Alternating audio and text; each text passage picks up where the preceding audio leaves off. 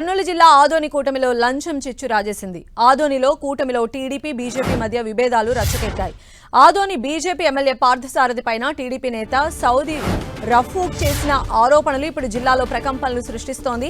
పోలీసులు మున్సిపల్ అధికారుల సమక్షంలో ఎమ్మెల్యేకు 10 లక్షల లంచం ఇచ్చానని టీడీపీ నేత సౌదీ ఓపెన్ గా ప్రకటించారు. షాపింగ్ కాంప్లెక్స్ నిర్మాణ విషయంలో ఎమ్మెల్యే 50 లక్షలు డిమాండ్ చేశారని ఆరోపించారు. తాను 10 లక్షలు ఇచ్చానని, కావాలంటే భగవద్గీత, ఖురాన్, బైబిల్ సాక్షిగా ప్రమాణం చేసి చెబుతానన్నారు.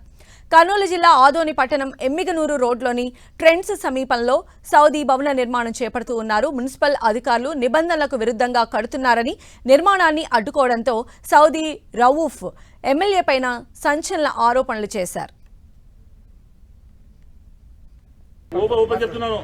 నేను ఈ బిల్డింగ్ కట్టేదానికి ఎమ్మెల్యే గారికి 10 లక్షల రూపాయలు లంచం ఇచ్చినాను.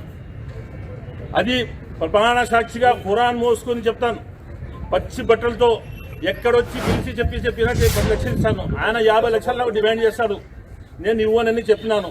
అందుకోసమే సార్ వాళ్ళు పెడతారు. సార్ వాళ్ళు పేరు చెప్పడం లేదు. ఎందుకు చెప్పడం లేదంటే వీళ్ళకి ఉద్యోగస్తులు కాబట్టి చెప్పడం లేదు.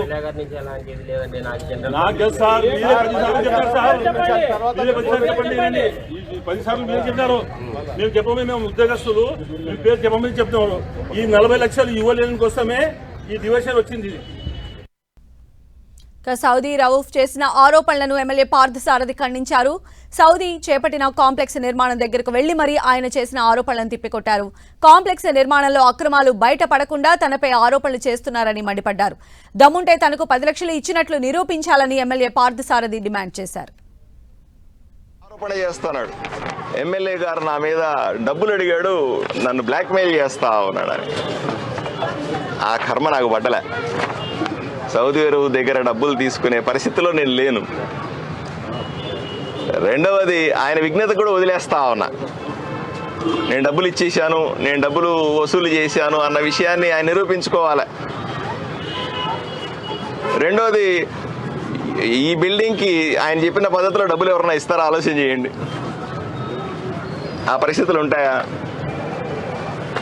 నా దగ్గరికి వచ్చిన మాట వాస్తవమే, నన్ను అడిగిన మాట వాస్తవమే, కట్టుకుంటానని. నేను కట్టుకోమని ఆల్ ది బెస్ట్ చెప్పింది మాట కరెక్టే, కానీ డీవియేట్ చేస్తున్నా కడుతున్నాను నాకు చెప్పలే ఆయన. మా నాయకుడు 10 సార్లు కలుస్తూ ఉంటారు, నాయకులు మాట్లాడుతూ ఉంటారు. ఈరోజు కూడా చెప్తా ఉన్నాను, సౌదీ రూఫ్కు చెప్తా ఉన్నాను. నా మీద ఆరోపణలు చేసి నాకేం ఇబ్బంది ఏమీ లేదు. రేపు ఎల్లుండి ఊర్లో చాలా బిల్డింగులు మేము కొట్టేస్తాం. మొహమాటం ఏమీ లేదు. మళ్ళీ చెప్తా ఉన్నాం, నిక్కచ్చిగా చెప్తా ఉన్నాం. ఎవరెవరైతే చట్టాన్ని అతిక్రమించి కడుతున్నారో అన్ని బిల్డింగులు కొట్టేస్తాం.